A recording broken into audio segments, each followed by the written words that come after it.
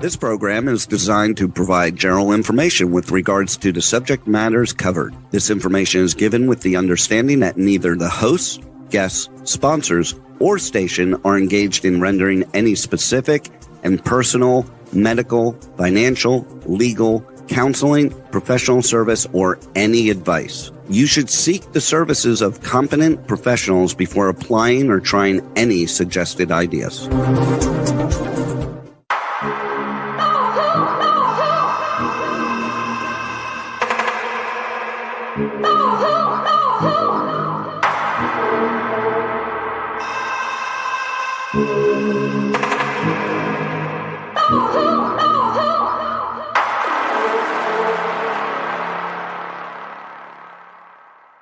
Good morning, true seekers and true crime junkies. Welcome back to another episode of Hit the Road Jack, Finding the Zodiac.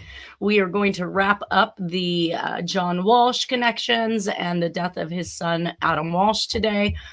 We have with us Lindsay McBrayer. Hey. Good morning. And Harriet Suchet. Yes, good morning. Good morning. I'm hoping to actually blast through many slides today, finalizing these connections that we've been talking about and quickly or briefly covering what we've been discussing over the last 3 or so weeks. So I'm going to climb right back into it because there was some information in Lindsay's PowerPoint presentation that I found extremely interesting. And I'm going to start with that, and then we'll climb right back into John Walsh. This takes us all the way back to the Oakland County child killings, which I know, Lindsay, you have indicated that you thought there was a match or a connection between this particular set of unsolved murders and what we've been looking at with John Walsh, correct? Just with the island concept, yeah. The Fox Island, which was the... Yeah. Gotcha. Okay, so I know that putting that into play, I found some interesting stuff, which was an article that you had in there, and it says that this above quotations are... first off, I want to say that I now have Chris Bush's father's partial name, H. Lee Bush. Is that the Bush that you found, Harriet, when you were doing your solves? Yep, Harold Lee Bush. That's him. Harold. Yeah. Definitely. Okay. Now I can put a first name to that. So evidently he was an executive financial director in Europe and the U.S. They did an interview, or the FBI interviewed Chris Bush's older brother back in 2008. He says, here's a little more background on our gregarious chef and friend to all. And then in quotes, all those over 18 and able to physically defend themselves, Chris Bush. So Chris Bush was born on 7/31/51, the youngest of 4 boys to Elsie and H. Lee Bush. The family moved frequently when the kids were young because the father was an executive with General Motors for 40 years. In fact, he was an executive financial director in Europe and the United States for GM. Yep. 3 of the 4 sons predeceased the parents, who lived until their early 90s. One son, described as a homosexual and kind of an activist, died of leukemia in England, where he had lived for several years. Another son died approximately 10 years ago in Michigan of congestive heart failure and diabetes, and had struggled with alcoholism. Chris committed suicide, and they have in quotes, on November 22nd of 1978, was the first of the sons to die.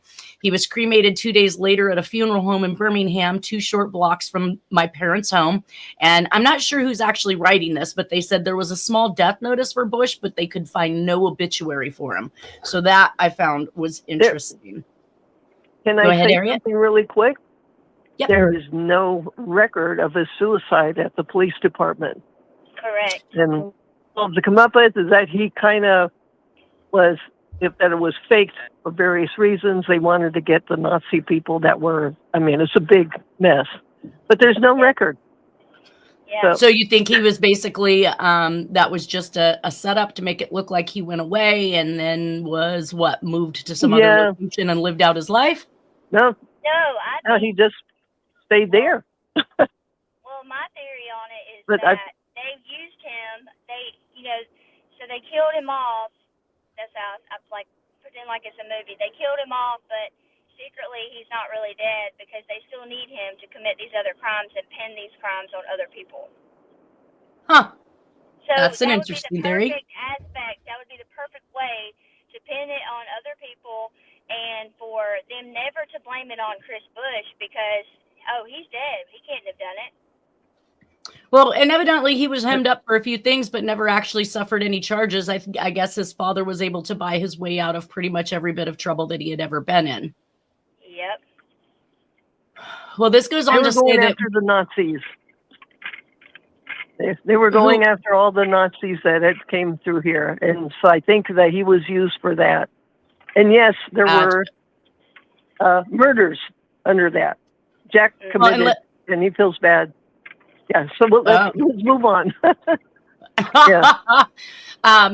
There's a little bit more information on him that, again, I thought was interesting. So it says Bush then attended Wayne State University in Detroit for 1 year. He later went to a culinary institute in Midland, Michigan. His father provided the financial backing to open a bar restaurant called the Scotsman in Alma, Michigan. While Chris Bush was running the Scotsman, he was living in a rental home at 736 North State Street, Alma, Michigan.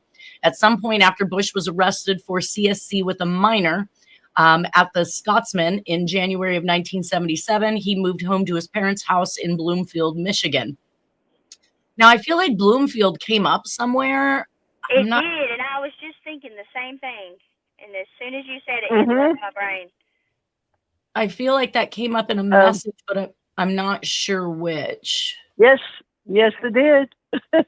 It has to do with Hoffa and his people. Oh. I mean, it's a big mess. And then you got General Motors. I mean, we can go on and on. Yeah. Well, yeah, and that's what I'm going to get to with the General Motors, because it says the Bushes lived in Bloomfield Village home from 1970 to July of 1979. Bush was employed as an administrative chef at an assisted living retirement complex called the Franklin Club Apartments. Now, does this go back? What were you saying about Franklin? It just made me think about the Franklin case and that type of thing, how they just use these names like so frequently, like for different types of, I guess for you know how it's kind of like the same kind of, I feel like it's the same kind of aspect as how they you have like 3 sets of sons that have the same exact name, and in order to create confusion, in order to create like it being harder to find people and things. Gotcha. Well, so it says 28301 Franklin Road is where the Franklin Club Apartments were on, and I kind of triggered in on Southfield, Michigan. So basically, the Franklin Club Apartments were in Southfield, Michigan for about 1 month until November of 4th of 1978. The manager of the complex at the time was Bob Prusak. Prusak said Bush quit in order to pursue a new job at Franklin Terrace Apartments, another assisted living facility located at 26962 Franklin Road, Southfield, Michigan. According to Bush's father, Chris was to start his new job on 11/22/78, the day he was found dead in his parents' home.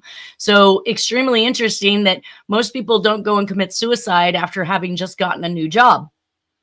I mean, if you're out there actively looking for something, that means that you're looking to your future. And for him to have gone out and wanted to begin this new job in the very day, that's the day that he takes his life, it just seems awfully weird. But what I did put together with this, because we've been looking for a place to place these particular key rings that we'd found in Jack's belongings. And one of them on one side says GMAC. The other side is a GMAC. So if it's lost, it's supposed to be returned to GMAC PO Box 2000. And I think that says 8. Let me see here. 2036. Southfield, Michigan. So I thought, what would be the chances that this key ring was actually taken from Chris Bush's belongings instead of it being something that Jack actively had for his own use? Again, it was found in the green tackle box that it contained undeveloped film, 110 film, regular film. It had pieces of rope that were cut to about 2 to 3 feet. It had the pilot pen that I believe that was used to execute many of the Zodiac letters, albeit it was bent sideways and looked like somebody had overused it until it completely broke. And that also takes us back to the nuclear power plant picture that was in Jack's belongings that says 5 miles north of Charlevoix on US 31. And I know that Lindsay Mac had brought to the attention that the style of rope that was used in the Chris Bush well, not used, but was in the pictures of the suicide scene of Chris Bush. That particular type of rope was also found in an extra room, I believe, in the Ramsey's home in Charlevoix, Michigan. Correct? Whoops. Lindsay? There you go. Oh, yeah. Sorry, it was muted. Yes, correct. Yep.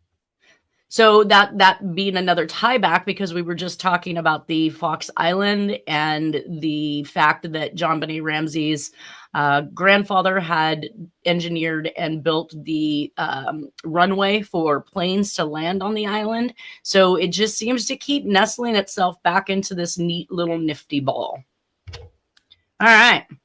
So that means we're going. Yes. So I'm definitely going to just start bouncing through these. And at any point in time you want to add anything to it, I'm going to, of course, ask you what each one means, but I'm going to try and move through it fairly quickly. So you'd given us some history on John Edward Walsh Jr. It says that National Florida Airlines operating 3 daily nonstop Miami Daytona Beach flights, according to Richard A. Elford, station manager. Richard says National Florida offering free transportation to all certified travel agents. I'm not sure why that's in the middle of, or John Walsh is in the middle of it, but it does allude to he's been named Senior Vice President of Sales and Marketing and Partner of Hotel Management Associates Ltd., which managed the 360-room, $26 million Paradise Grand Hotel, scheduled to open early 1982 on Paradise Island. And so we did make that connection. We showed the picture of that hotel. I think that I thought it was named Atlantis when I went, but this was obviously many years after John Walsh had anything to do with it, because this is from 1981, this particular article. Well, you notice he got out of it really quick, didn't he? Yeah, well, and purportedly the reason for that was his son coming up abducted, right? Yeah. Yep, that was his excuse, but I think it was that he was involved in stuff and he didn't want nobody to find. So originally, John Walsh being from New York, he would ultimately walk away from his lucrative career, and he and his wife would forever be changed by this murder of his son, Adam Walsh. You did link him to Meyer Lansky and Alan Rivenbark. Now, you indicated that both of these, so Lansky is what, mafia, and Rivenbark is cartel? Yeah, so Rivenbark, I'm pretty sure a lot of the viewers know who he is. He was a big mob boss all over the country for all different, and he was affiliated with many politicians. Gotcha. So I did kind of put. And they would catch him in things, and he would never get prosecuted either, because of his power that he had over them. So it looks like, from what I can tell here, so the Unsolved Murder of Adam Walsh, Book 2, Finding the Victim by Arthur J. Harris, he had written in regards to it, and he had talked about November of 81, 3 months after John Monahan identified Adam's head. He arrived at another morgue in the Rocky Mountains. Grelin reported a private turbojet had crashed carrying 7 bound from Opelika Airport in Dade. All had been killed and body parts were scattered, even in trees. One victim was Monahan's 23 years younger fiance. Another was Alan Rivenbark, who at the time of his death, 6 federal and state law enforcement agencies were investigating for suspected drug smuggling, money laundering, and harboring fugitives. It also says he was suspected of being, Rivenbark owned a secluded mountain ranch 30 miles from Vail, which was suspected of being a hideout for East Coast mobsters, as well as a distribution point for drug trafficking in Colorado. The 7 crash victims were all headed there. And then it says Sarasota, Florida Herald Tribune reports UPI story published November 22nd of 1981. Airplane in Colorado crash was being watched by the DEA. The story said the plane was under surveillance by officers monitoring a cocaine smuggling operation, a federal agent had said. So, I mean, they're following this plane. And if it's known that it's being followed, or that the DEA is looking at them, then they probably, powers above them, probably made sure that none of these people would end up getting busted, so it didn't lead back to them. Which kind of reminds me of you making the comment about John Walsh not wanting the FBI investigate his son's disappearance. And I think that would also have led to connections that he probably didn't want to have, which is kind of solidified by the fact that he dropped the suit against Sears because he didn't want his laundry out there. Yep. It says at the crash site All that investigator. cocaine. Right. All that cocaine. I'm hearing it big time. Jeez. Okay. At the crash site, investigators had found 30 handguns, one holstered to a victim's leg, and 50 to 60,000 in cash and fresh snow. He quoted Bill Bachman, the chief investigator in 1981 for the sheriff's office of Eagle County, Colorado, that when Monahan arrived, he had a bodyguard with him that was a gorilla. Monahan claimed and identified 6 of the bodies, and excluding only a man with a Japanese name who was thought to be Rivenbark's bodyguard. He made arrangements for dental records. He kind of took charge of the whole situation. That was kind of unusual, says Bachman. And Bachman added that he, as he investigated the crash, he received death threats by telephone. Very interesting. We got to remind the audience who Monahan is. Monahan is John Monahan. John Walsh. Well, I just mentioned that. I just mentioned that at the beginning. John Monahan identified Adam Walsh's head. Oh, okay. Right. And no, that's okay. And we did talk about it in the last couple of weeks that he was the boss for Walsh in the hotel industry, correct? Mm-hmm.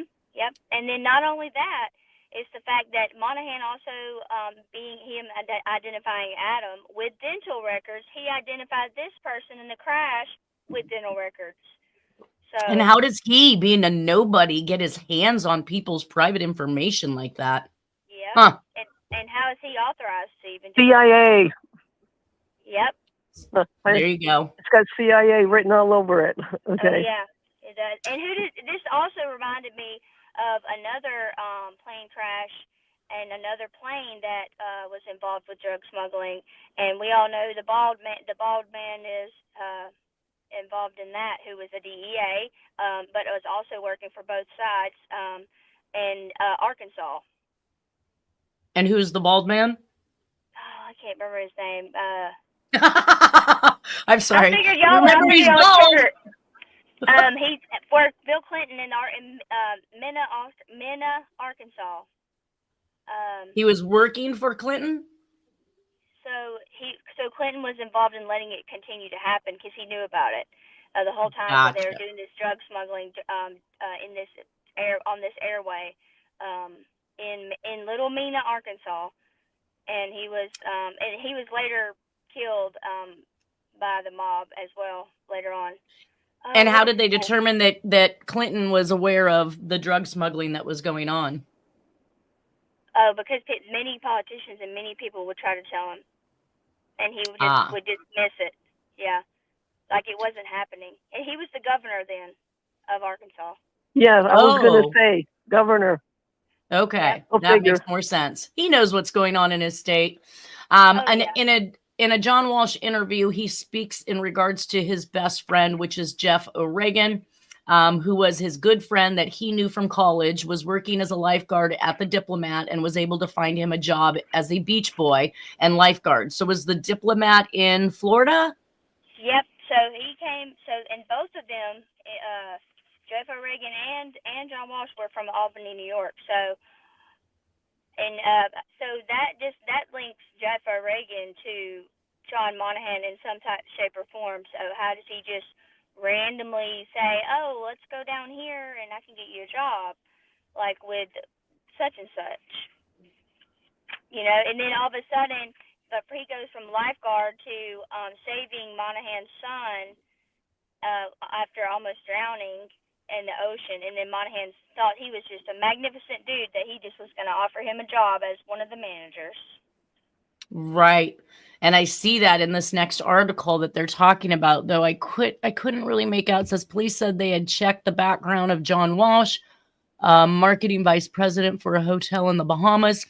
So now at this particular point in time, he's actively running the Paradise Hotel and could not find any motives for anyone to want to kidnap Walsh's son.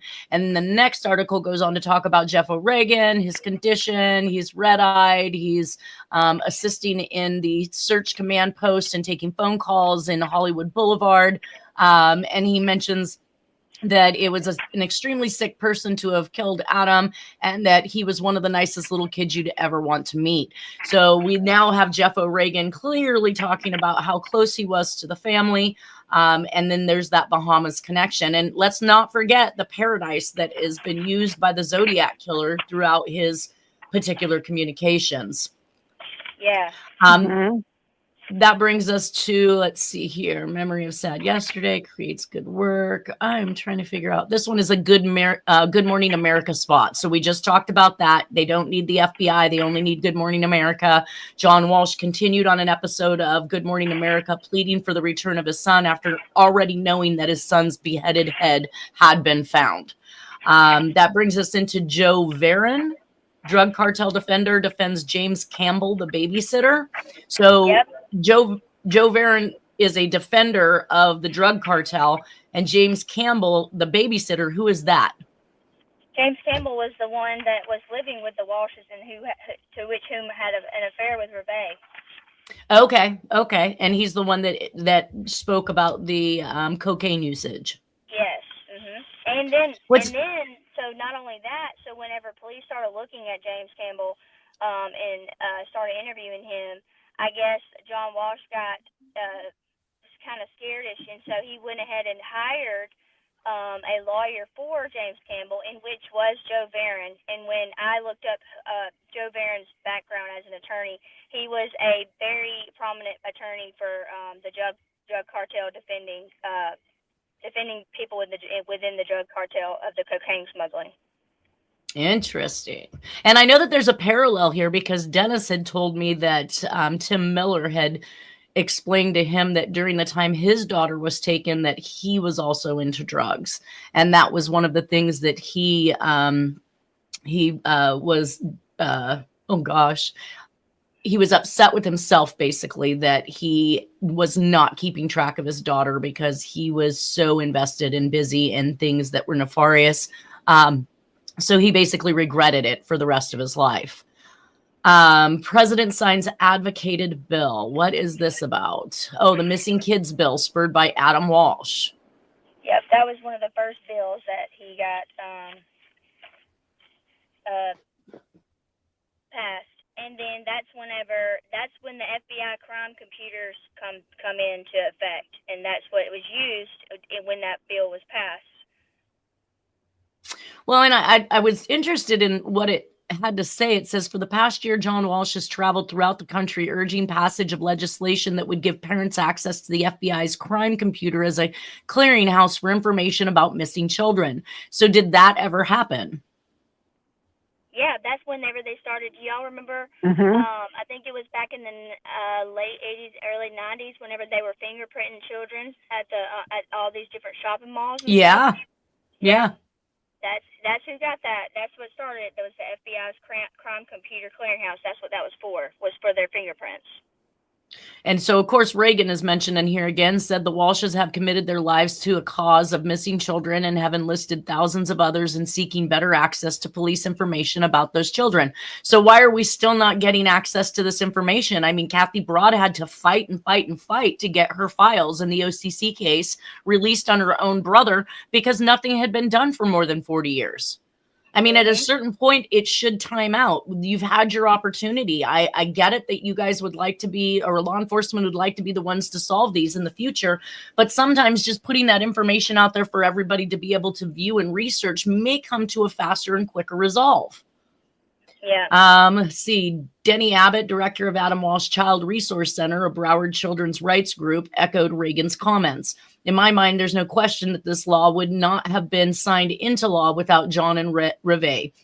So evidently it was signed in, despite opposition to the bill from Justice Department officials. Again, why? We should be working on this stuff together. Yep. And it's so corrupt. Why does he automatically assume, like, he knows for a fact it's going to be passed, and it would only be done by them? Well, because your politicians and your mobsters are all working together, and they can move mountains, whereas the rest of us can't. Like I said, if my child or any other person from our level of society had lost their child with no connections, we would just have gone into a depression. We'd been divorced. Yep. We'd have lost everything. We would have mourned our child the proper way, rather than I'm going to be able to build off of this and become something. I want to mention somebody else who is. Who did the same thing, and it was with the National Center for Missing and Exploited Children, and it was the Jacob Wetterling case with Patty Wetterling. She did the same exact thing, and she was an executive at the National Center for Missing Children, and got the law passed for sex offenders to be the sex offender registry. She got the law passed it started in one state, and then she would advocate every other state until it was every state.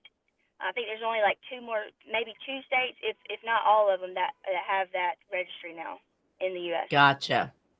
Yep. Well, and I guess they've got to leave some states open because, quite frankly, it's awfully hard for these people to find a place to live and to work that isn't centrally located next to a school, which is against their probation or their ability, right? I mean, they have to be X amount of space away from a school or any place that children play, like parks and stuff. I mean, try dodging those particular parameters. That literally is going to put you out in the middle of the woods where your job opportunities are little to none. It's almost as if you're begging these people to become criminals. Mm-hmm. And then, guess who passed that law? Guess what president it was? Oh boy. Okay. That makes sense. I'm like, oh boy, here we go. All right, so I'm looking at a picture of Denny Abbott with John Walsh, and he's the one that was running the Adam Walsh Child Resource Center, correct? Mm-hmm. And does he have any type of a background that might be interesting to us? No, that's a good. I need to look into him. His name doesn't come up a lot. It's just in a couple of articles. So he probably wasn't really any.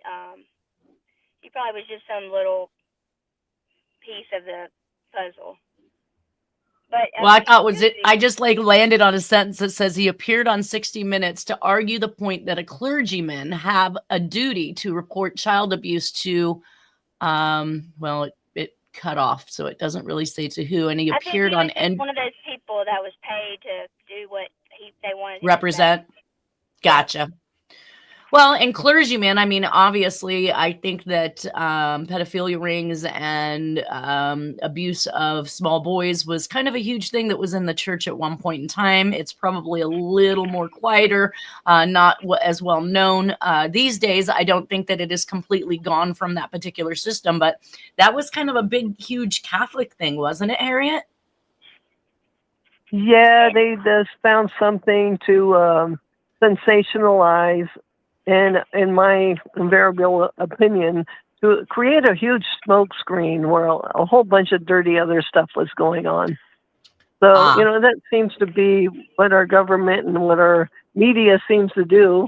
Hey, let's pick this and make people look all over here and sensationalize it and make them angry while something else is going on. Yep. And I admitted that I am pretty conservative, and I'm glad I didn't vote for Reagan. He was my first time to vote, and I didn't vote for him. Okay, he has a lot of great points about him, but Lindsay, if you look at some of my solves, he is invariably the ultimate cocaine cowboy. It was flowing under him. Oh, I know. Okay, so Reagan do Bush a lot of his work.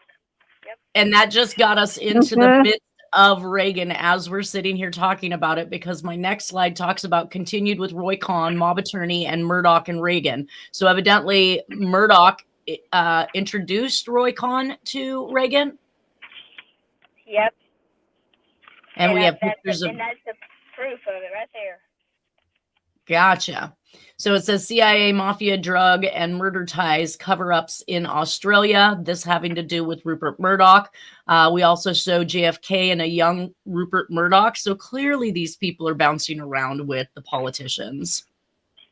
Yeah, I wanted to, before we get too much ahead, on that one article about the cocaine in the Bahamas. I didn't know if you had read that one, but we can save it for the end. Which one about the cocaine and some of them I cannot read. Unfortunately, they are so blurry. So I only saw where Jeff O'Regan was listed on the right-hand side. And let's see, police, they said to check the background of John Walsh, a marketing vice president for the hotel, and the rest of it. But he also voiced frustration about a lack of agencies to help for missing children.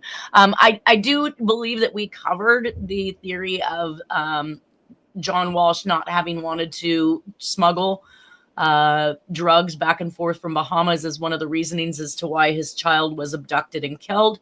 But I don't know that we've seen anything other than that theory be stated. And then, of course, they state that they did their investigations. Law enforcement didn't find that John Walsh had any skeletons in his closet. My gosh, you cannot be connected, hooked up, and running around with these people without skeletons in your closet. I just don't feel like you'd be accepted.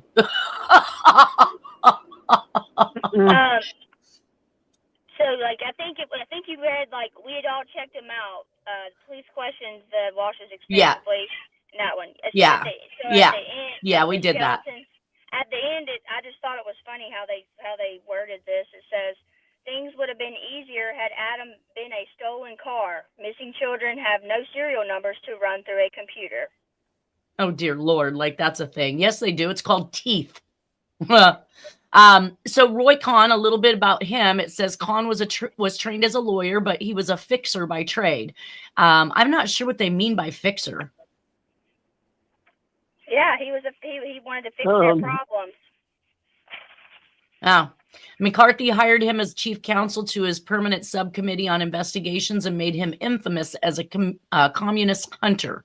Kahn in turn mentored Stone, who got his start as a Nixon dirty trickster, and later introduced Kahn to Ronald Reagan, whom Kahn introduced to Rupert Murdoch.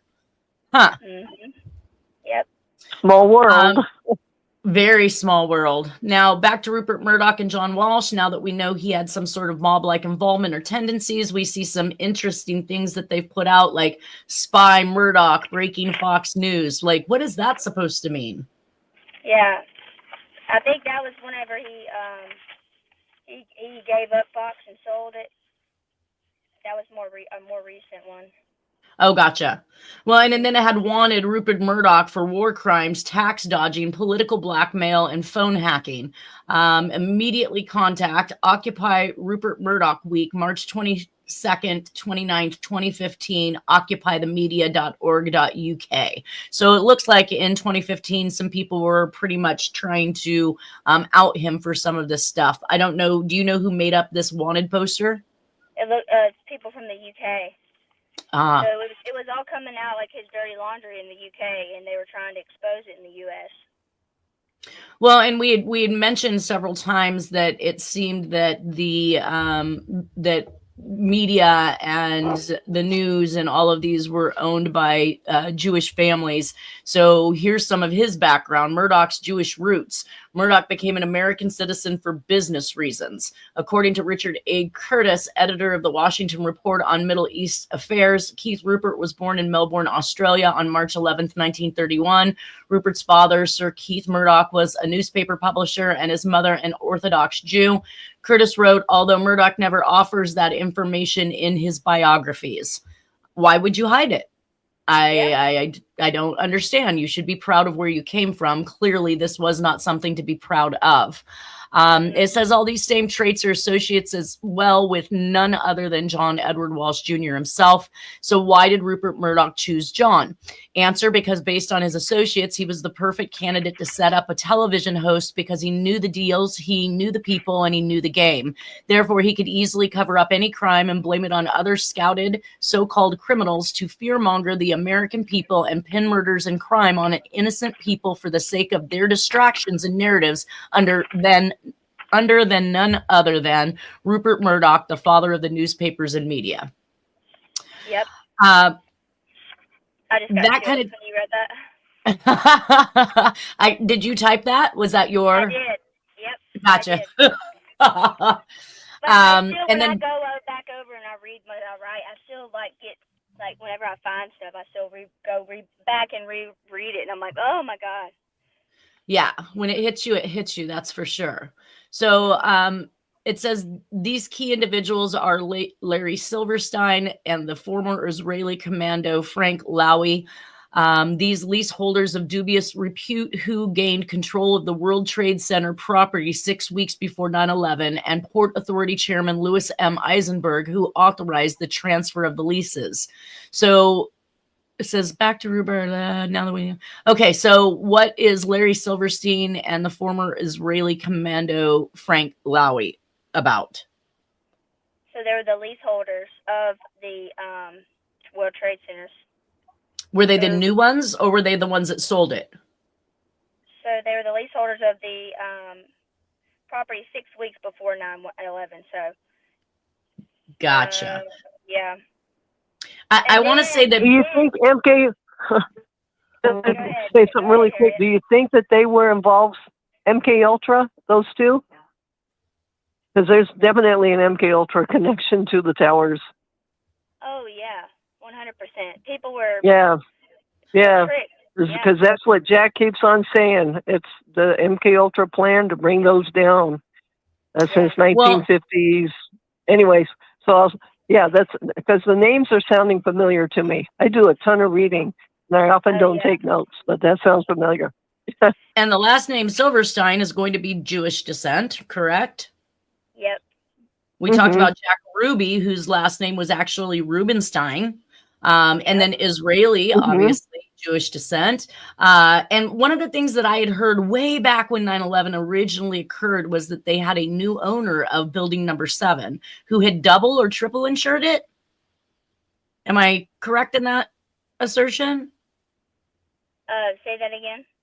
That somebody had taken possession and ownership of building number 7, which housed the CIA and the Treasury, which I long since believed that held the key to the $270 trillion Granddaddy Bush had lost of our Social Security funds.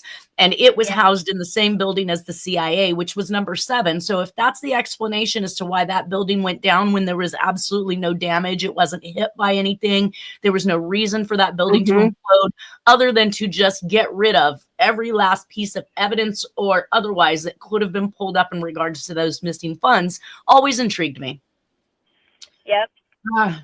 And it says here that Silverstein and Lowry took control over the 10.6 million square foot complex, which included the Twin Towers office buildings and 2 9-story office buildings. Silverstein and former Israeli commando Lowry then controlled. You cut out. We lost her. Let's see if I can pick up where she left off. So 50 days before 9/11, Silverstein Properties and Lowry's Westfield America secured 99-year leases on the World Trade Center. The Port Authority of New York and New Jersey turned control of the World Trade Center over to the private hands of Silverstein and Lowy on July 24th of 2001. Silverstein and Lowy then took control of the 10.6 million square foot complex, which included the Twin Towers office buildings and 2 9-story office buildings. Silverstein and the former Israeli commando Lowy then controlled all access to the World Trade Center. Lowy leased the shopping concourse called the Mall at the World Trade Center, which comprised about 427,000 square feet of retail space. 6 weeks before the World Trade Center towers were destroyed, the Port Authority completed the process of leasing them for 99 years to Larry Silverstein and the developer who had built 7 World Trade Center, which mysteriously self-demolished at 5:25 p.m. on 9/11. Your solve actually dictated that particular time, didn't it, Harriet? Yeah, all the way on down to the seconds. Right. So remember, so I didn't really believe for the longest time that they could have been demolished a certain way until I kept on seeing more than once that there were timers put in there, and they did it. And so it was years in advance. So it says, let me finish this out real quick. It says simultaneously, the retail space underneath the complex was leased to Westfield America, the U.S. division of an Australian company that is one of the world's largest operators of shopping malls. Paul Goldberger wrote in the New Yorker May 20th of 2002. While Murdoch may have tried to hide his Jewish roots, he has been quite forthright about his support for extreme right-wing Zionists such as Benjamin Netanyahu and Ariel Sharon. Netanyahu wrote the book entitled The War on Terror, How the West Can Win in 1986, is a frequent commentator on Murdoch's Fox News. Murdoch's report for Zionism extremists is well known and a matter of record. As New York Governor George Pataki said, there is no newspaper in the U.S. more supportive of Israel than the Murdoch's New York Post. It is through a network of Zionist organizations in which Murdoch plays a central role that Murdoch is connected to the individuals who arranged the privatization and obtained control of the World Trade Center shortly before its destruction. Wow. Yeah. Mind blown. I got him. Boom. So tracking systems with Murdoch and Walsh online with the help of Hank Asher. We talked about him. You stated he was another drug mob man. Yep. So he had I'm trying to find my slip. Well, it says here the New York Times magazine posted an article that says the man who trapped us in U.S. databases. Yep, there it is. Hank Asher was a drug smuggler with a head for numbers until he figured out how to turn Americans' private information into a big business. Yep. Just scary. That sums it up right there. Yeah, it does. And I thought that was a nice little, but he also went on to be part of the National Center of Missing and Exploited Children. That had a lot to do with putting the kids' pictures on the back of milk cartons. Correct, Harriet? And online. Oh, right yeah. And Yeah. how they're online Oh, right my now God. on the internet. So the new crime I got wave, bad panic, things to say about that. and we'll get to that Yeah, for sure. So Yeah. no, why don't you go ahead and fill us in on that? We've got a few minutes left here, and we're coming close to the end. Or let me finish this stuff off real quick, and then we'll let you speak on missing children, Harriet. Hold on. So the new crime wave panic and the long shadow of the long shadow of John Walsh. We are still living in the world that Walsh and America's Most Wanted helped build, a paranoid populace that believes crime is everywhere and can only be solved through relentless policing. Yep. Goes on to say the paper sues police. So now, in order to even come up with Adam Walsh's police files and the investigations that were done in this particular case, it took a paper to sue. It says a newspaper in Mobile, Alabama is suing the Hollywood Police Department to release the files on the unsolved murder of Adam Walsh, the little boy who was abducted from a Sears department store and murdered 14 years ago. So this is in 1995 when this is written. The Mobile Press Register filed suit in Broward Circuit Court last Friday after twice being denied access to the records, which the police department contends are exempt from public scrutiny because the case is ongoing. Adam Walsh 6 was abducted from the Sears on July 27th, 1981, when his mother wasn't looking. 2 weeks later, on August 10th, 1981. Adam's severed head was found by two fishermen in a canal 120 miles away near Vero Beach. No one has ever been charged in the case. Let's see if I can figure out what else. Hoffman and Hickman asked Toole for details. He answered in generalities. Okay, so here's a little bit of information on the information being fed to Toole in order to claim to be the patsy for this particular crime. It says that when Hoffman and Hickman, the detectives on the case, asked Toole for details, he answered in generalities or cliches. And when he did come close to dealing in specifics, he hedged and he got an awful lot of things completely wrong. For example, they asked him if he remembered in what month the murder occurred. I ain't really sure on the month, Toole told him. I always get jawed up on months all the time. Goaded into offering up an answer, he said January. That was in keeping with another of his responses that Adam was wearing long pants and mittens. More than 2 years later, on October 10th of 1983, NBC aired a made-for-TV movie about the case, and the Walshes struggled to raise public awareness about the plight of missing children.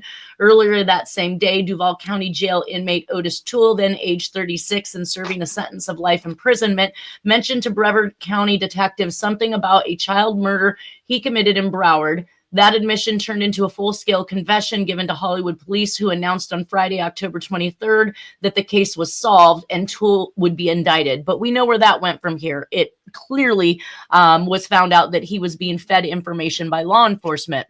It says Hoffman pulled out Adam's famous missing picture, the one that which he stands smiling and holding a baseball bat, and asked Toole if he recognized it. And Toole said, I don't think so. Toole answered, no, I don't think that's the kid, though. So he doesn't even recognize the person he killed.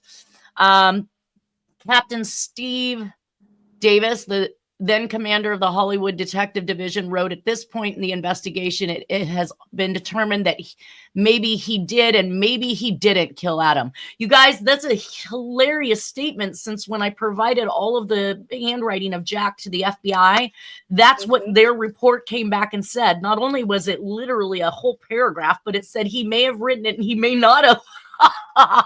Oh my God, I'm having deja vu. Oh my God. Right? When What the in case world? when the case eventually was heard in court, John Walsh protested bitterly against the opening of the police files, which seemed ironic given the fact that week after week, Walsh's TV show asks the public for help in finding dangerous fugitives from justice. So there's your irony. He doesn't even want the case reopened. In February of 1996, Broward Circuit Judge Leroy H. Moe ordered Hollywood police to open the Adam Walsh files to the press and the public. So what did that take? Something like 11 years in a court suit in order for that newspaper to get these files released. That brings us to kind of a spot here. I think that you had some notes showing that it leads to Nixon, to Bush, to John Walsh, the unconstitutional lies, secrecy, spying, spies. Like, you have all these notes that are taken down on this journal, and I'm not really quite sure what to make of it, because they kind of bounce back and forth, but I do kind of get what you're saying here as far as the connections are concerned, and you've labeled it the program. Mm-hmm. And then last but not least is this chart that you sent me, which I'm not sure, it's Dorian philosophy. So it was just like a good chart that would kind of like how it would connect everything together in the little spider web. And so this is basically what you're saying is a pedophilia ring of individuals, newspapers, magazines, politicians, pretty much you name it. It shows all different types of avenues. And did that also include the Center for Missing Children? Yep. Because these pedophiles working are included in these families who have lost children, like Patty Wetterling. So maybe that one might take a little more going over. I wish it was a little more legible. Yeah. All right. So Harriet, go ahead and tell us about Missing Children Network. Oh, okay. I was having people ask me, can I look into Johnny Gosh? Because I was doing something with the Sentinel Star and finding out some amazing information just by anagramming and having the messages surface that he's saying that Adam Walsh did live on, became Lily Brandt. But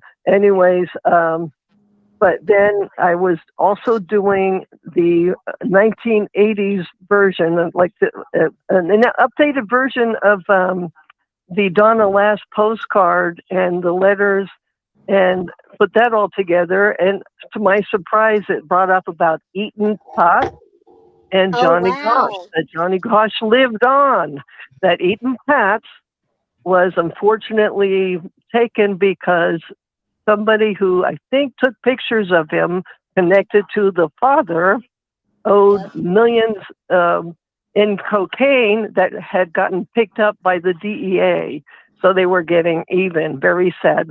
But the thing is, I didn't want to go into the two-sounding extreme of believing Johnny Gosh lived on. That would be conspiracy theory stuff. But you can read on, and I think Lynn's Mesh, she'll say it too. Johnny Gosh's mother said she believed he lived on, that there was a call, and that's why the book, why Johnny can't come home, blah, blah, blah. Well, his own mother claims that he came to the house one night and visited him like at 2 a.m. in the morning. Wow. So and what age was he supposedly abducted? 11, 12, 13. Yeah. Yeah. 2013? No, he was abducted around in 12 or 13. Was it 80? Yeah. In the 80s. I think. Okay. Yeah. Well, we are down literally to our last 40 seconds here. We can pick up maybe with this particular diagram and more information in regards. We're not to 1986 yet, but if you remind me, we'll catch up with that in the time frame so we can chronologically move on at this point. But I want to thank both Lindsay Mac for all of your work, all of the connections that you've put together, for being on the show for the last couple weeks as well, and Harriet for all your knowledge and background in this stuff. Oh yeah, you guys rock. I definitely want to be in there just in case. I'm like, what? Who is that again, Harriet? You know who I'm talking about. So she's great. She's like a storage, a storage closet of names. Mm-hmm. Yeah. All right, you guys have a wonderful weekend. Take care, everybody out there. Enjoy your week, and we will see you next Friday. See